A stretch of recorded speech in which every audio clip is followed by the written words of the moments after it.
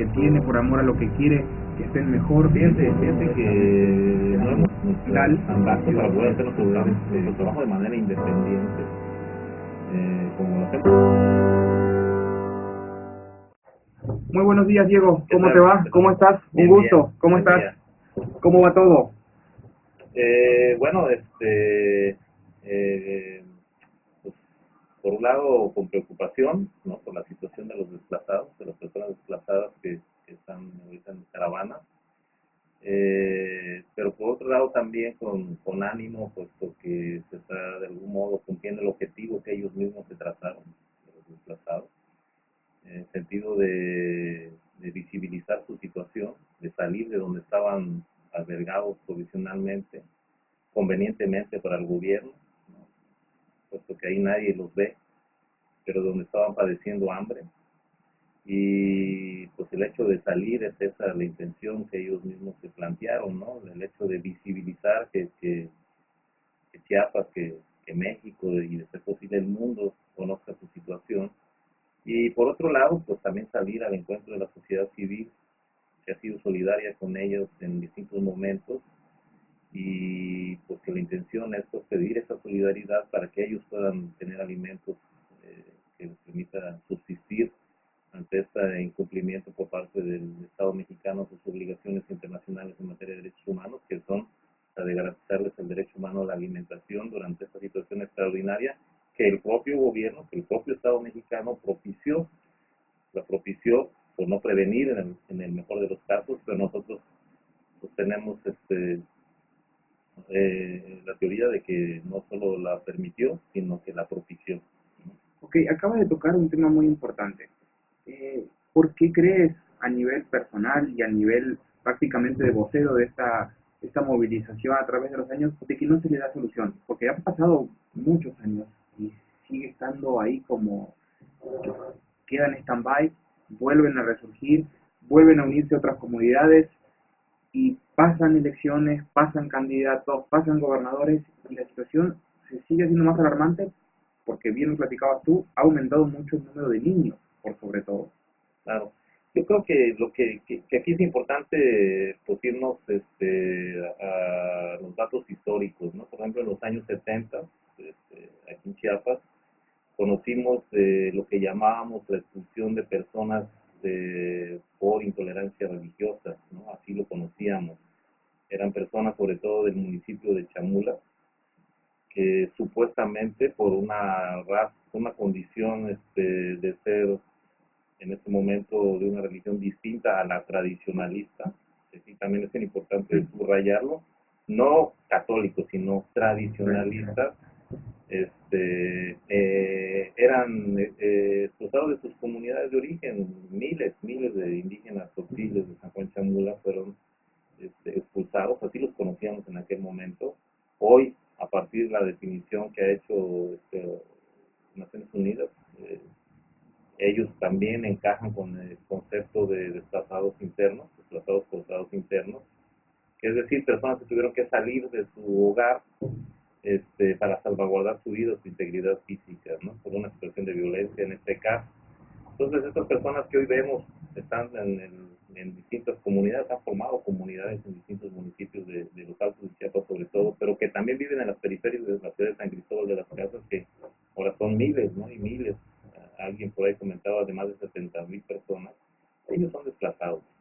Pero para contestar tu pregunta, traigo este dato porque San Juan Chamula ha sido considerado históricamente el bastión priista para las elecciones municipales, estatales, diputaciones federales y para la presidencia de la República. Entonces, nosotros sostenemos esta tesis de que la situación, el fenómeno de la práctica del desplazamiento forzado en Chiapas tiene que ver con esa disputa de poder. Y lo he comentado de este modo, ¿no?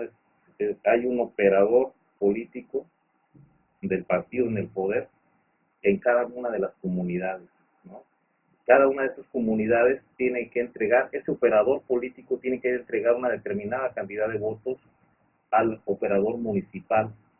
Y ese operador municipal, a su vez, al distrital, Y así se va la pirámide y en los distintos momentos electorales, ¿no? Ya sea para elecciones municipales, ya sea para elecciones de diputaciones locales, ya sea para diputaciones de gobernador, diputaciones federales, incluso la presidencia. Entonces es una pirámide de cooptación de votos, ¿no? Entonces cualquier disidencia que obstaculice esos votos que comprometió ese operador político, pues ponen en riesgo los cargos políticos de poder, pues, desde lo comunitario, de tal manera que cualquier disidencia es una amenaza para ese objetivo, ¿no? Entonces, y es un mal ejemplo, ¿no? Para el resto de la comunidad, y es por eso que se dan esa persecución contra la disidencia del partido político que está en el poder en este momento, ¿no? Entonces, en los casos de los compañeros y compañeras que nosotros venimos acompañando en este momento, eh, 3 de los 4 grupos son antisistémicos, dijéramos, ¿no? O sea, militaban en la otra campaña del SSLN, y obviamente no, en ese contexto, por eso son de la otra campaña, porque se dio en el contexto electoral, donde ellos apostaron a no ser parte del sistema electoral, político electoral, de no ser parte, de no abonarles, no hacerle el caldo gordo a la clase política. Entonces son evidentemente una amenaza, ¿no? Para la hegemonía, para dijéramos, sistema de partidos políticos, ¿no? Pero por otro lado, que también sirve para confirmar lo que te estoy comentando, es, por ejemplo, los desplazados de Ejido Puebla de Sinaloa. Ajá. Ellos son priistas, ¿no? Y resulta que fueron disidentes en su municipio, porque en su municipio fueron exactos, ¿no? Ellos resultaron ser los disidentes en un municipio gobernado por el Partido Verde Ecologista Mexicano, ¿no? En un gobierno estatal gobernado por un gobernador del Partido Verde Ecologista Mexicano, ¿no? Entonces aquí el punto es eso, ¿no? La persecución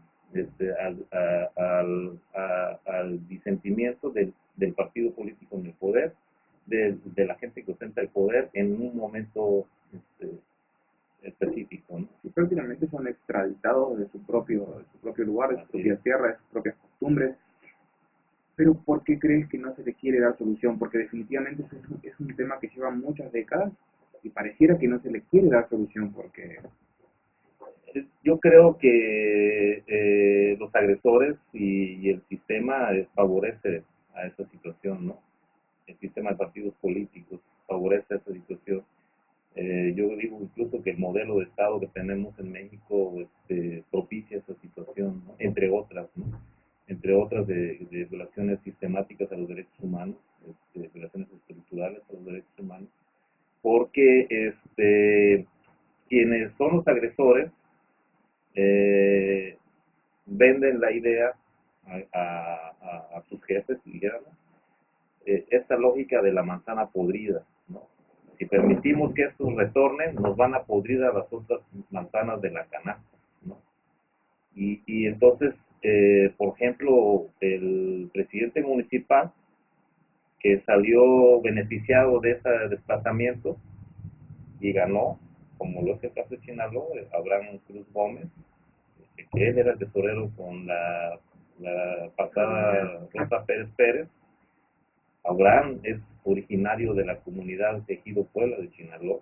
Él encabezó la agresión armada en contra de los hoy desplazados. Y ahora él es el presidente. Evidentemente se benefició de esa situación. O sea, ese tipo de agresiones también en una lógica militar lo conocen como una acción pedagógica, ¿no?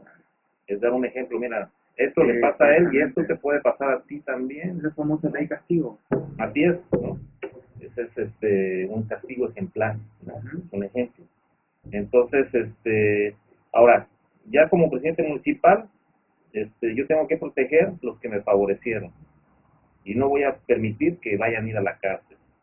Y el hecho de que aquellos retornen o de que aquellos avancen en sus estrategias de defensa, de exigencia de justicia, pues amenaza a mi gente, ¿no? A la gente que me dio la posibilidad de llegar al poder, entonces lo voy a proteger. Y igual, este presidente municipal, que en este caso, sí hay que decirlo, se rompió el eslabón, porque este presidente municipal, pues obviamente que le aportó al Partido Verde, y en este caso ganó el Partido Moreno. Entonces ahí se rompió el eslabón, hay una coyuntura por menos, por decirlo, interesante, ¿no? Que esperemos sea favorable para que los desplazados retornen. Y hay que decir algo, nosotros como defensores de derechos humanos, como un colectivo de defensa de derechos humanos, y con los propios desplazados hemos trabajado el tema también de la reconstrucción del tejido social, el de un proceso de paz. O sea, nosotros no creemos en la venganza, ¿no? O sea, creemos que es necesario que se reconstruya ese tejido social de las comunidades, que para ello es necesario un proceso de paz en cada una de las comunidades de donde ellos salieron desplazados, y que realmente en algún momento aspiramos pues realmente a la autonomía de los pueblos indígenas, ¿no? Porque mucho de esta violencia que hay en las comunidades no se origina en las comunidades, sino que se origina en la Ciudad de México, claro, en la capital. Entonces, por mestizos, ¿no? De tal manera que sí creemos que son los pueblos indígenas quienes tienen que tener esa cohesión y defender ese derecho a la autonomía, de definir y de administrar su futuro, su camino, ¿no? Cometer los errores que tengan que cometer y los aciertos también que llegarán en su momento, yo creo, pero con autonomía, ¿no? Con libre autodeterminación. Y yo creo que para eso es necesaria una reconciliación en las comunidades y en los pueblos indígenas, ¿no? El punto de partida es la paz. Ahora, vamos a creer y vamos a pedir y vamos a solicitar no solamente a la sociedad civil, sino a los gobernantes que ofrezcan esa paz en los próximos meses. ¿Después qué sigue? Bueno, para empezar, el primer derecho violado es el derecho a vivir en paz, ¿no? Y por eso restituir, reivindicar su derecho a la paz, es restituir un derecho humano, ¿no? Que ya el Estado mexicano les violó. ¿Qué sigue? Pues yo creo que sigue lo que ya comenté, ¿no? Eh, o sea, ahorita lo que es importante, o sea, nosotros no creemos en esto de perdón y olvido, ¿no? O sea, sí creemos que para que exista el perdón, pues tiene que haber primero una aceptación de que De que cometí hubo un un error, exactamente, agravio, porque si ¿no? no, Y si cometí un agravio, pues puede ir por 2 días, ¿no? O sea, una sanción o un perdón, ¿no? exactamente, si no pareciera que nadie hizo Nada nada, sucedió, ¿no? exactamente. O sea, primero tienes que decir, mira, yo sí cometí un agravio, yo hice esto, yo maté en esta situación, ¿no? Yo violé, yo destruí, yo te quemé tu casa, yo destruí Y como tú dices también, ¿no? Hay familias que hace cuántos años que están caminando. ya casi 10 años. Es totalmente es una locura, es inaceptable. Así Es es. inaceptable. Y creo que ahí también hay un doble discurso, más allá de que la sociedad civil ha aportado muchísimo, hay un doble discurso con lo que platicábamos al principio.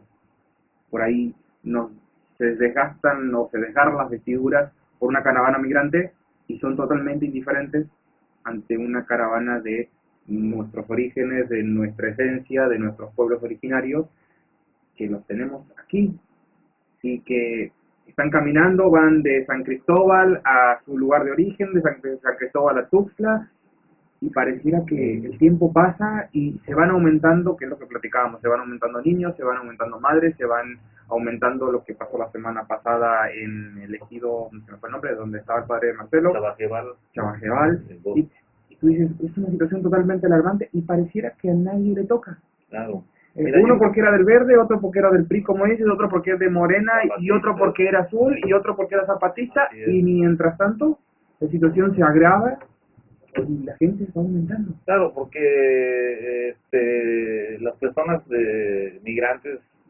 centroamericanas no ponen en riesgo ese status quo, ¿no? Acabas de dar en el... No ponen en riesgo el status, sí lo ponen en riesgo los indígenas, ¿no?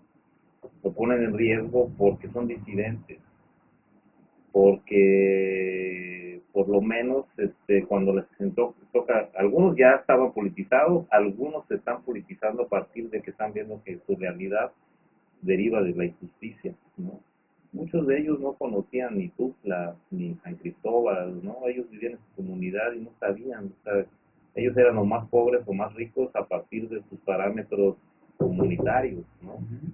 Este, pero salen y se dan cuenta del abismo, ¿no? Que hay entre pobres y ricos, y entonces, ¿en dónde están ellos? Y entonces, ¿qué está sucediendo en el mundo y por qué y quiénes son los responsables de su situación de pobreza? Eh, Sí, porque además ahí tocas un tema muy importante. Los destinos de los altos son los más codiciados por una simple razón. El recurso es mucho mayor para los pueblos originarios. Es mucho mayor para un pueblo originario que, por ejemplo, para los pueblos de la costa. sí, porque es parte del control, ¿no? El control, los programas de gobierno se han utilizado históricamente para como un instrumento de control. Es decir, prefiero regalarte 500 pesos que generarte condiciones que te permitan educarte y entender tu realidad, ¿no? Pues mejor no entiendas nada, tú tienes 500 pesos y sobrevive con eso, ¿no? Entonces, lo que ellos no se han dado cuenta, que también lo que están propiciando es que esas personas indígenas que han salido desplazadas, pues se están politizando, ¿no? Están tomando conciencia de su realidad y están generando lo que ahorita está pasando, ¿no? O sea, ¿por qué? O sea, parte de lo que a mí me encanta cuando yo escucho que los compañeros ahora y compañeras dicen, oye, allá en el albergue que nos tiene el gobierno encerrados, pues nadie nos ve, ¿no? Nadie sabe que existimos.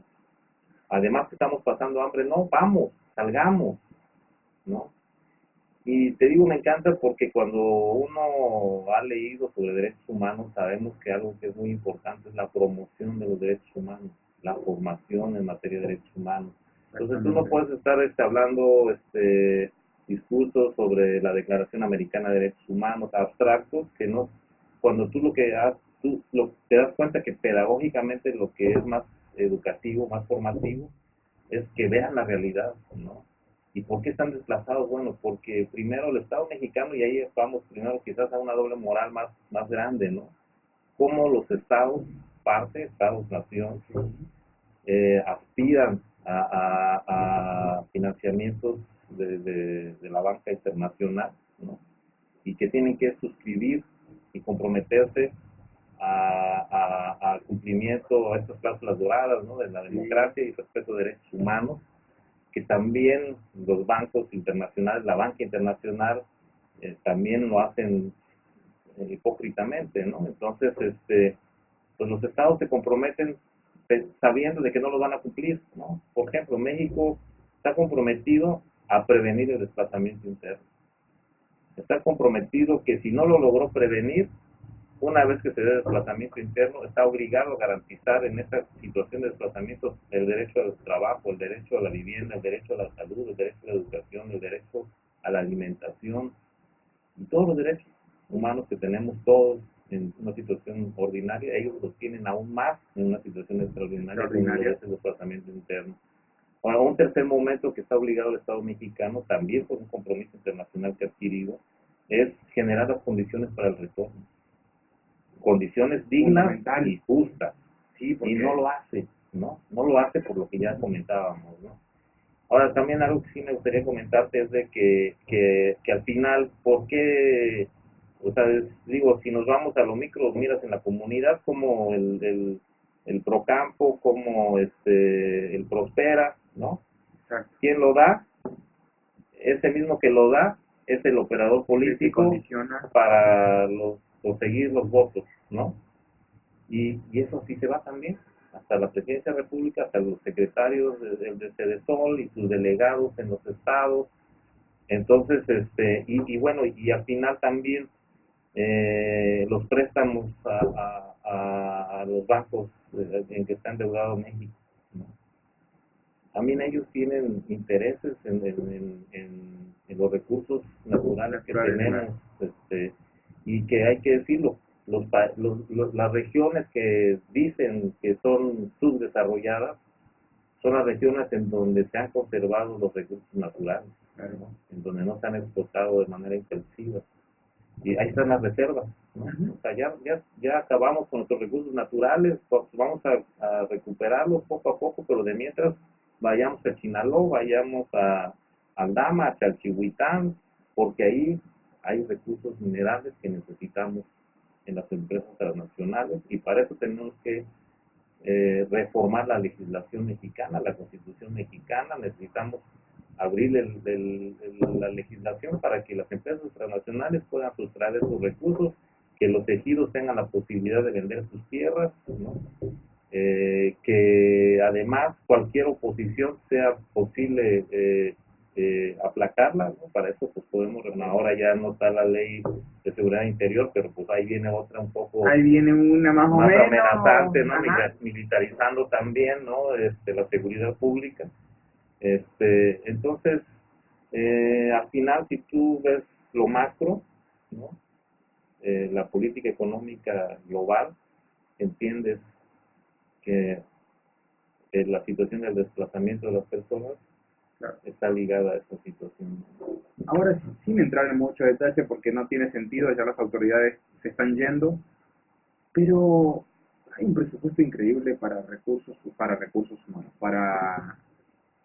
sí, podríamos decir que para recursos humanos o para la CNDH, a quien que diríamos que se le dio pie en estos últimos 6 años muchísimo.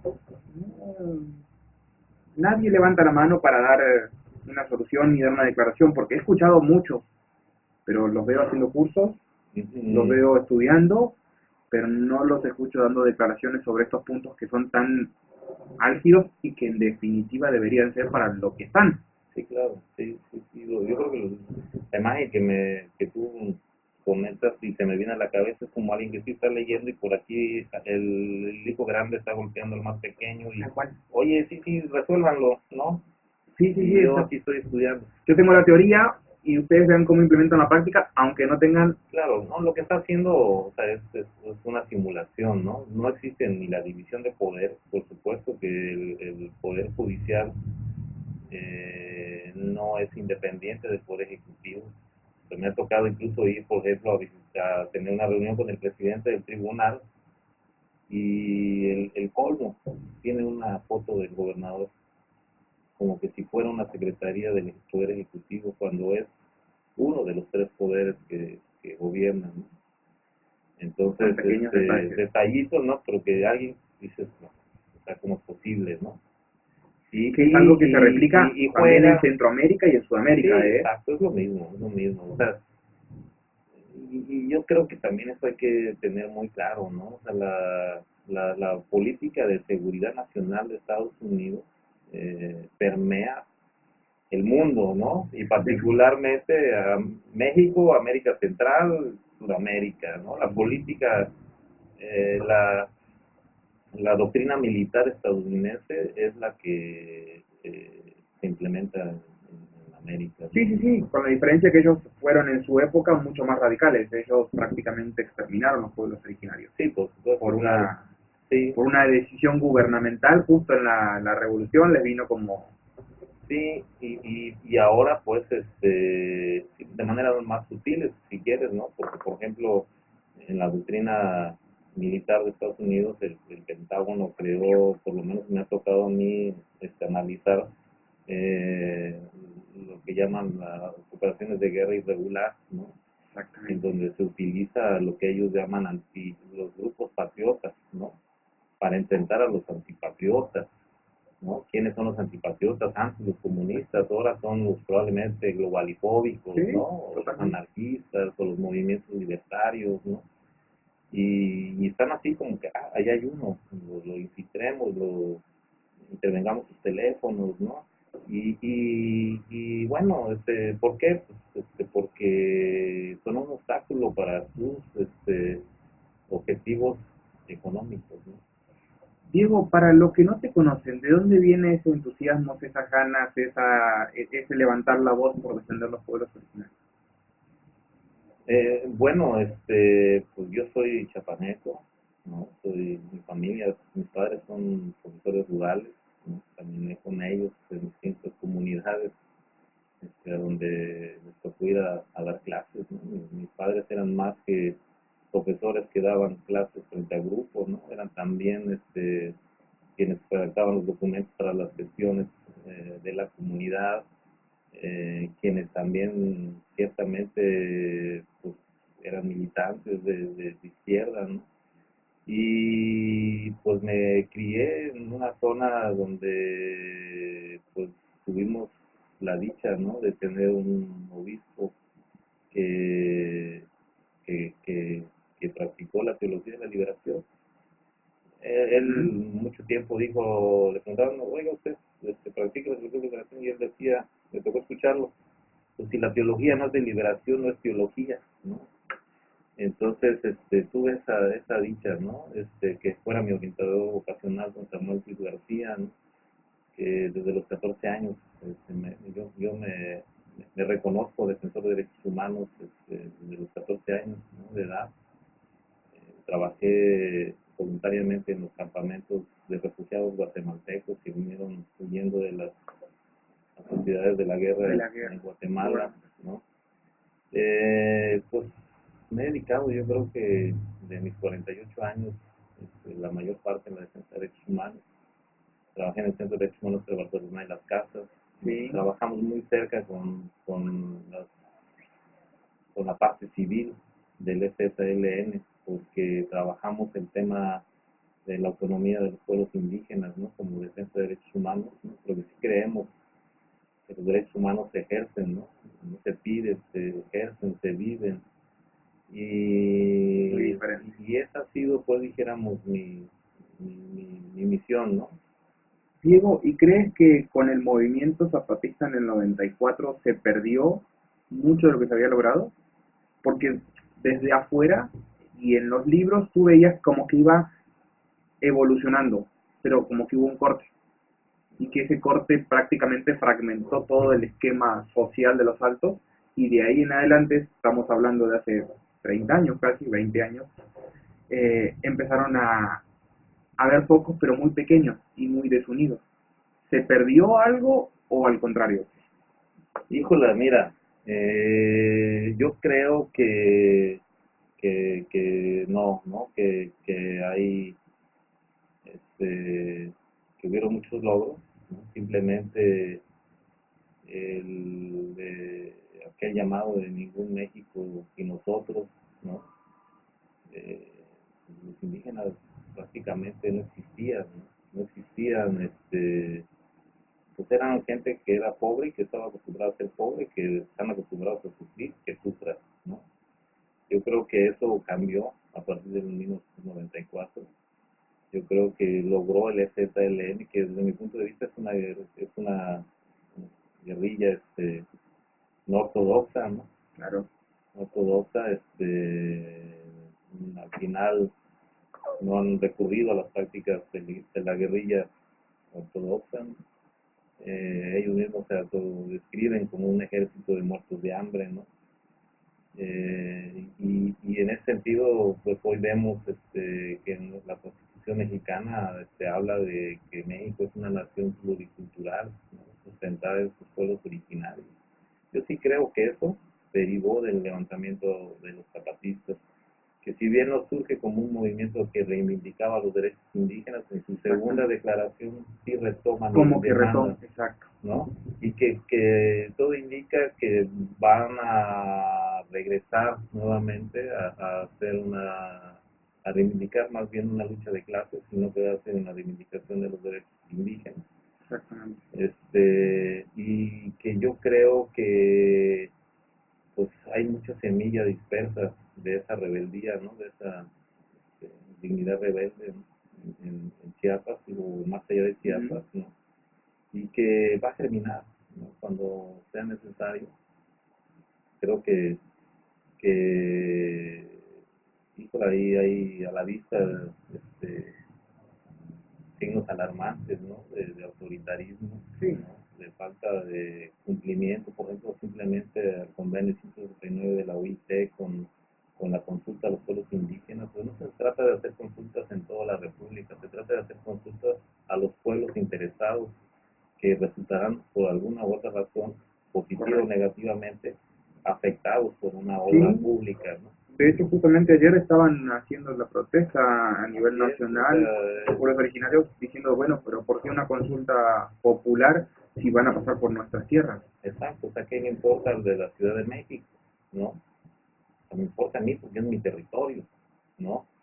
No, pero no tiene sentido, eso no es un ejido, ¿no? Porque mi territorio va más allá de una propiedad social, ¿no? O privada, ¿no? Un pueblo indígena, su territorio es más amplio, ¿no? Sí, las formas de convivencia. Además hay una relación espiritual, no solo productiva, ¿no? Como indígena. Entonces hay muchas cosas que yo no sé si pues no hay la asesoría adecuada, ¿no? O realmente no le importan, ¿no? Y entonces, y pues también es preocupante porque, pues sí hay eh, dijéramos, al final un líder, ¿no? Claro. Y unos seguidores, ¿no? Que de pronto tampoco están analizando, ¿no? Sino están siguiendo. Y eso es peligroso, ¿no? Entonces, yo creo que ya pues, hay tambores ahí sonando, ¿no? Por parte del EZLN. Y además hay que tener en cuenta que no solo el EZLN es, al final de cuentas, desde mi punto de vista, un movimiento que practica la desobediencia civil, ¿no? Que ejerce la autonomía en la vía de los hechos, pero pues puede ser que existan grupos, bueno, sabemos que existen grupos armados ortodoxos, sí, ortodoxos, ¿no? Pues puede ser que existan otros que no Que conocemos, no se ¿no? conocen exactamente. Y que al final el autoritarismo es pues, uno de los elementos necesarios, ¿no? O indispensables para justificar un poco guerrillero, ¿no? Sin lugar a dudas. Entonces se vuelve todo un riesgo. Esperemos de que las cosas se serenen, ¿no? Y que prevalezca la madurez, ¿no? La madurez Política. y que comience la paz. Diego, si mañana hay cambio de autoridad, bueno, viene cambio de autoridades, si mañana te dicen, Diego, queremos que seas parte de los, o de la misma presidencia de los derechos humanos, o de la CNDH, o de cualquier institución que tengas, ¿serías parte? No, yo tengo claro, mi trinchera es la sociedad civil, ¿no? Desde la sociedad civil, defender derechos humanos. Fíjate que yo impugné la designación del presidente actual de la Comisión Estatal de los Derechos Humanos. Y que muchos creyeron Interpretan, que era al revés, que tú querías ser no, parte de, exacto, y no, tú diste no. unas declaraciones días después que no se retomó mucho, pero que Sí, dejaste muy claro que era una cuestión muy civil y que no era una cuestión sino que más ético que civil. claro, mira, yo en redes sociales, en Facebook en concreto, hice un llamado a la sociedad, a los compañeros y compañeras activistas de derechos humanos, ¿no? Que estaba por ahí, habían sacado una convocatoria, pues muy de manera bajo el agua, ¿no? Como decimos acá, y que era necesario que la conociéramos y que propusiéramos, ¿no? Que propusiéramos ser como un colectivo que vigiláramos, ¿no? Porque ese es un espacio que ganó la sociedad civil, ¿no? Sí, que no estaba. Que es un espacio que ganó la sociedad civil y que lo está usurpando el gobierno, y que con esto se viola la autonomía y se viola pues la posibilidad de la eficacia y la eficacia sobre todo en el defensa de derechos humanos. Se vuelve un apéndice de la Secretaría General de Gobierno, ¿no? Entonces mi intención era esa. Lamentablemente la reacción fue, yo propongo a tal, ¿no? Entonces dije, no, es que ese no es el punto, ¿no? Va por otro O sea, lado, el punto es exactamente. que supervisemos, que como sociedad civil participemos, nos involucremos, exijamos conocer el currículum de los candidatos o candidatas, que le planteemos, oye, ¿cuál es tu programa? ¿Cuál es tu plan de trabajo? ¿Qué propones? ¿Qué conoces? ¿Cuál es tu trayectoria? ¿No? Generar debate, ¿no? Y a partir de ello, pues que quedara la persona idónea, ¿no? Sin embargo, como eso no sucedió, pues dije, si no me involucro, si no me postulo, voy a perder la oportunidad de impugnar, ¿no? Claro. Porque no tendré el derecho, el interés jurídico, ¿no? Exactamente. Y entonces mi intención fue adquirir ese interés jurídico, ¿no? Lo logré, interpuse un amparo, lo gané. Indebidamente, el presidente del Congreso local interpuso un recurso de revisión, indebidamente porque desconoce que está obligado como parte del Estado mexicano al control de convencionalidad. Es decir, él lo primero que tiene que hacer es revisar si sus actos no violentan o contradicen tratados internacionales en materia de derechos humanos, ¿no? Y si es así, se tiene que abstener. Entonces, al emitir, al plantear un recurso, un recurso y dar un veredicto. Porque además, una de las cosas que a mí más me interesa, aprovecho para comentarte, ni siquiera es, son dos cosas. O sea, no lo es ser presidente de la Comisión Estatal de Derechos Humanos. No me interesa porque duraría yo 2 meses. Te meterías con el sistema. Exacto, ¿no? Primero el sistema no me quiere adentro y pues, me expulsaría en la primera oportunidad, ¿no? Entonces, pero uno, que no quedara una persona a modo como quedó, esa era una intención. Dos, empezar la discusión y el debate sobre la importancia de que nos involucremos como sociedad civil en las políticas públicas y en la elección de funcionarios públicos, ¿no?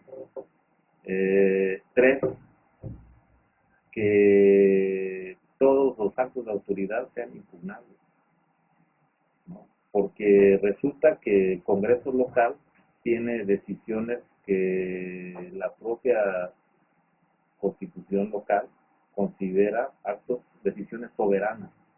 Es decir, yo como Congreso decido poner a este cabrón y él queda. Oye, pero que no, vale, yo tengo esa facultad soberana. ¿No? Pues, no, o sea, en derechos humanos todos los actos de autoridad son impugnables. Y resulta que Checo y la ley de amparo, la ley federal, dice que es improcedente cualquier recurso de amparo contra un acto del Congreso en la toma de decisiones sobre la elección de funcionarios públicos, ¿no? Entonces, mi interés realmente es modificar esa ley de amparo, ¿no? Esa ley federal, y que diga todo, que diga nada, no hay excepciones, todo se puede impugnar, la autoridad siempre tiene que revisar que sus actos estén apegados a la Constitución y a los derechos humanos. Entonces, ahí es una defensa que la voy a llevar a la Comisión Interamericana de Derechos Humanos, con toda la calma, porque ahorita está en la Corte, la Suprema Corte de Justicia de la Nación, y si la Corte no me da la razón, me voy a ir a la Comisión Interamericana de Derechos Humanos, donde estoy segurísimo que me van a dar la razón. Porque la Convención Americana dice en el artículo 8, en el 25, que todos los actos de los agentes de los estados partes son impugnables. Entonces, yo le he dicho, o sea, yo sí creo que en este momento le corresponde a una compañera mujer, una ombudswoman, ¿no? Una ombudsperson para no ponerle género, pero creo que es necesaria que se sensibilice con una situación totalmente desde esa perspectiva, ¿no? De las compañeras, de las defensoras de derechos humanos, que tengan una trayectoria, que estén comprometidas con los derechos humanos, que no tengan una subordinación al Ejecutivo, que no haya un compromiso político, ¿no? Entonces no es mi objetivo, ¿no? Mayoritariamente la gente que está hoy caminando en la caravana y que han venido de San Cristóbal y demás son mujeres, niños y ancianos. Yo creo que, mira, de 54 familias, para sacar un dato más o menos, de 54 familias, resultaría entonces que hay 108 adultos, ¿no? Sí, claro. Y hay 119 niños y niñas, y el resto son adultos mayores, ¿no? Entonces, sí. Y ahorita precisamente ahí estamos teniendo problemas, realmente no de ahorita, ¿no? Sino en el camino se está agravando las enfermedades de las vías respiratorias. Los problemas gastrointestinales los tienen, hay que también ahí subrayar que los desplazados vienen de los municipios con mayor alto de nivel de marginalidad y de pobreza. O sea, ellos de por sí vienen de la pobreza, ¿no? De por sí están desnutridos, pero con los niveles de estrés que han estado padeciendo en los últimos momentos, aumentan, ¿no? Entonces ahorita precisamente estamos en esa situación. No solo no ha cumplido el Estado mexicano con la alimentación, sino tampoco lo está cumpliendo con la salud, ¿no? O sea, no hay... Y eso que siguen inaugurando hospitales en los altos Claro, como si fuera claro, pero no hay pan para medicina, chocolate. no hay medicina, ¿no? Por ejemplo, tú, protección civil, pero lo que lleva es paracetamol y ibuprofeno. Bueno, de todas maneras vamos a dejar después un link donde poder conectarse, donde poder comunicarse para ya sean que sean donaciones o ya sea para darle también voz constante a esta situación que es alarmante y que pasa y trasciende definitivamente gobiernos y décadas y no hay solución. Antes que nada, felicitarte por la tenacidad, por las ganas, por la energía que le echas a esta situación, porque no es una situación menor, no es una situación fácil, es constante contra el sistema y hasta a veces mismo contra la población. La población a veces no entiende cuál es el origen de todo esto. Ya ven la conclusión o ya ven la situación ahí alarmante. ¿Qué te hubiese gustado comentar que no nos hayas comentado? ¿O qué te hubiese gustado que te pregunte y no te pregunté? Bueno, yo creo que en este momento comentar que la gente, las personas desplazadas que están en la caravana, están saliendo al encuentro de la sociedad civil solidaria, ¿no? De las personas de buena voluntad, porque pues, están padeciendo hambre, ¿no? Padeciendo hambre y están buscando que la sociedad civil supla a las obligaciones que tiene el gobierno mexicano para con ellos y están saliendo a buscar la comida, ¿no? Entonces, y cubrirse el frío. Entonces sí, lo que sí me gustaría agregar es pues, pedirle a estas personas de buena voluntad que acudan al encuentro de los desplazados, de los niños y las niñas que están caminando en este momento en la carretera. Hoy estarán, ya en este momento están caminando 10 kilómetros diarios en promedio.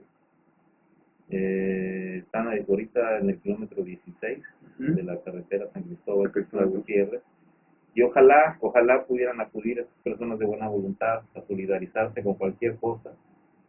Es muy necesaria las cosas materiales, pero también pues ese abrazo, esa solidaridad anímica, ¿no? Es muy útil, muy necesaria para mantener precisamente el ánimo, ¿no? El ánimo de ellos. El ánimo pues combativo, pues en el sentido de continuar luchando por sus derechos humanos. Entonces, cuando en este momento nos buscó una señora, ¿no? Desde Estados Unidos, diciendo que de ellos parte de una organización de mujeres que trabajan en las casas allá en Estados Unidos, que son también mexicanas que tuvieron que emigrar por la situación de crisis económica en el país. Y dice ella, pues aquí, pues dice ella, gracias a Dios, económicamente no me está yendo tan mal y queremos solidarizarnos.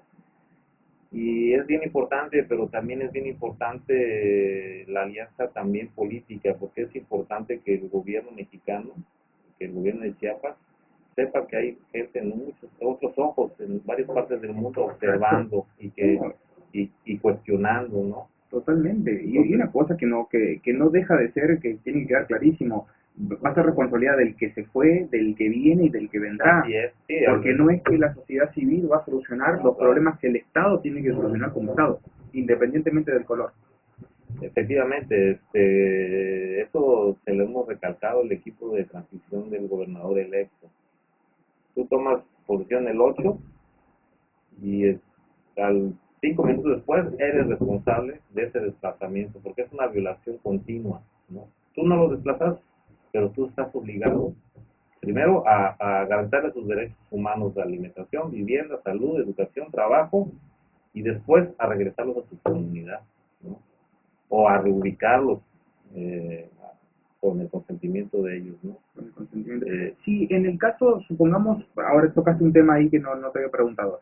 Si el día de mañana vienen y dice, bueno, una asociación civil o el mismo gobierno dice, bueno, hay este lugar y se les ofrece y están de acuerdo, ¿se reubicarían en otro lugar que no fuera el lugar de origen? ellos tienen ¿Qué es como lo que prioridad retornar a su a su comunidad, comunidad? ¿no? Sí, sí, Sí, por supuesto, porque uno tiene el apego porque a un lugar que además se fue forzadamente, eso que tiene que quedar clarísimo. y fíjate, porque además son 5 o 10 personas que en la comunidad no quieren que regresen. O sea, la mayoría sí, Claro, es decir, son 5 o 10 que están armados, que los desplazaron y que el retorno de ellos también es una amenaza para esos 5 o 10, ¿no? De ir a la cárcel o de tener que reparar los daños que ocasionaron. Pero la mayoría es la familia, son familiares, ¿no? O sea, todos dejaron allá a su hermano, su primo, su mamá, su papá, sus abuelos.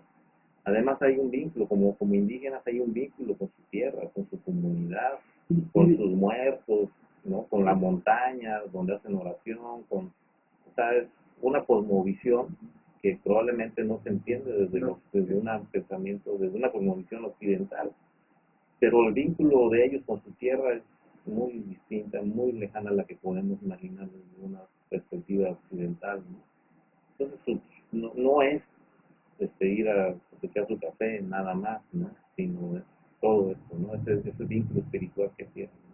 Entonces, en primera instancia eso es, pero si las situaciones, las condiciones no lo permiten, se ha platicado al respecto y ellos dicen, si son en las mismas condiciones de las que salimos y con reparación de daño, claro. pues tendríamos que valorarlo y posiblemente aceptarlo, ¿no? Una reeducación. Sí, sí, porque digo, pasa el tiempo, como tú dices, también se van enfermando, van teniendo situaciones muy complicadas. Es decir, el no tener a dónde regresar, no sé si alguna vez te pasó, pero debe ser la sensación más horrible que existe en el mundo. Sí, más para ellos, ¿no? Más para Entonces, ellos. si te vas a ese extremo y ya te vas a esa situación, ya ni te cuento. Es decir, es algo que nadie quisiera estar en ese zapato. Así es. ¿Cómo más podemos ayudar? Desde ya te digo que, como te lo comenté al principio, y esto es con el objetivo de sumarle, vamos a poner un cintillo para que la gente se pueda comunicar con ustedes, o les pueda hacer llegar víveres, o les pueda hacer llegar lo que necesiten, o como dices también, el simplemente hecho de llegar y estar ahí, acompañarlos y estar a disposición para lo que se pueda sumar. No, yo creo que te agradezco muchísimo el que nos hayas brindado este espacio, como que aquí estuvieran los desplazados, las desplazadas, ¿no? Yo creo que tu oficio, tu misión es la difusión de la situación que ellos están pasando. Eso es bien importante, romper este cerco de información, ¿no? El silenciar, el censurar, ¿no? El que esto no sucede, ¿no? Mejor publiquemos lo de los migrantes, ¿no? Miles de migrantes.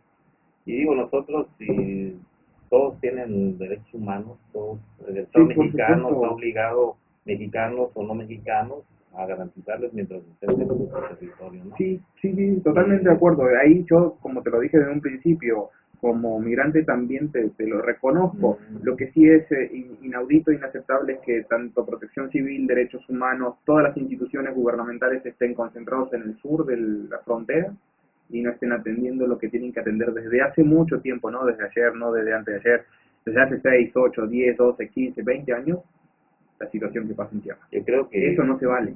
yo creo que con algo, es algo para mí, es algo como la estafa maestra. ¿Por qué? Porque me comentaba alguien que conoce el tema, que mensualmente pasan por México como 150,000 personas de Centroamérica, ¿no? Sí, Que sí, van hacia Estados totalmente. Unidos. La diferencia en este caso fue hacerlo atractivo mediáticamente, ¿no? Exactamente, ahora se le Y, encontró la faceta del pan y el circo. y exacto, exacto. Y además, muchos, yo creo que la mayoría cayeron en el juego, Claro. no de manera consciente, Sí, ¿no? por aquí, mira, Entonces, ya al final nos estamos dando cuenta que al final quien está siendo beneficiado, pues es la política de Trump. claro, Entonces, exacto, es el 1%, imagínate, el 1% sí, de lo sí, que pasa normalmente. así es, Nuestra frontera en la zona de Ciudad Hidalgo y Protección ha estado mucho más violentada. claro. Lo que pasa es que ahora, a diferencia de antes, se está haciendo con el consentimiento de la ley. Y eso es un peligro. Todo el resto, pero mientras tanto tenemos que sumar para estar un poco mejor y para que como sociedad vayamos a un lugar más tranquilo, como dices, que tengas paz, y desde ahí todo lo demás, pero sin esas cuestiones básicas va a estar muy complicado. Que me puedo yo dedicar a otra cosa que no sea defender derechos humanos. No, y que lo puedan seguir defendiendo a nivel estatal, nacional. Mira, las voces latinoamericanas han sido voces siempre muy respetadas, pero también siempre han tenido que luchar contra corriente. A ver, fíjate que es un dilema continuo en mi vida. Digo, oye, ¿cuándo me voy a poder dedicar a otra cosa, no? Pues porque realmente lo hago porque siento una situación de emergencia, ¿no? Bueno, eso es muy importante porque además acaba de tocar un tema y ya para cerrar, es decir, mucha gente dice, no, bueno, pero lo hace porque seguramente va atrás de un hueso. No, hay un montón de gente que lo hace por Sí, amor al arte, muchísimo. hay un montón de gente que lo hace por amor al pueblo, por amor a lo que tiene, por amor a lo que quiere que estén mejor. Fíjate que no hemos, mira, yo estoy haciendo una maestría en la UNACH, me financio con una beca de CONACYT, ¿no? Mi compañera, mi esposa, este, es catedrática. Pues vivimos muy modestamente. Dijéramos, nuestra ambición es poder constituirnos como una asociación civil, ¿no? Con los demás compañeros y compañeras que formamos el colectivo, con TIC, y pues en algún momento tener acceso a financiamiento, ¿no? Para defender derechos humanos. Ese es el hueso que queremos, ¿no? Ese es el hueso que queremos alcanzar, que nos permita tener una autonomía de cualquier poder, ¿no? Que es fundamental. Exacto, para poder hacer nuestro trabajo de manera independiente, como lo hacemos ahora, ¿no? Pero quizás con recursos, tener las herramientas adecuadas, ¿no? Y yo sé que a la gente le cuesta trabajo entenderlo, creerlo, ¿no? Porque dicen, pues, no quieres un carro nuevo, ¿no? Igual sí, pero un carro modesto, ¿no? Claro. Y por los hijos, bueno, pues tienen que, a su determinada edad, pues, No, y poder ¿no? darles herramientas, lo hablábamos al Sí, principio, el tema muchas veces que se ha planteado de las clases sociales, de que si eres rico o eres pobre, no está bien analizado porque ese es un esquema que ya se comprobó a través de los años que es totalmente político-social. No hay clases sociales, pero sí existe para el colectivo y funciona sí, para el sí, esquema y en el sistema en el que vivimos. sí, yo sé que es un cliché, pero rico es el que menos necesita, ¿no? Correcto. Bien, muchas gracias. Un gusto, que estés muy bien. Igualmente, nos vamos para A allá. las órdenes. ¿Quieres?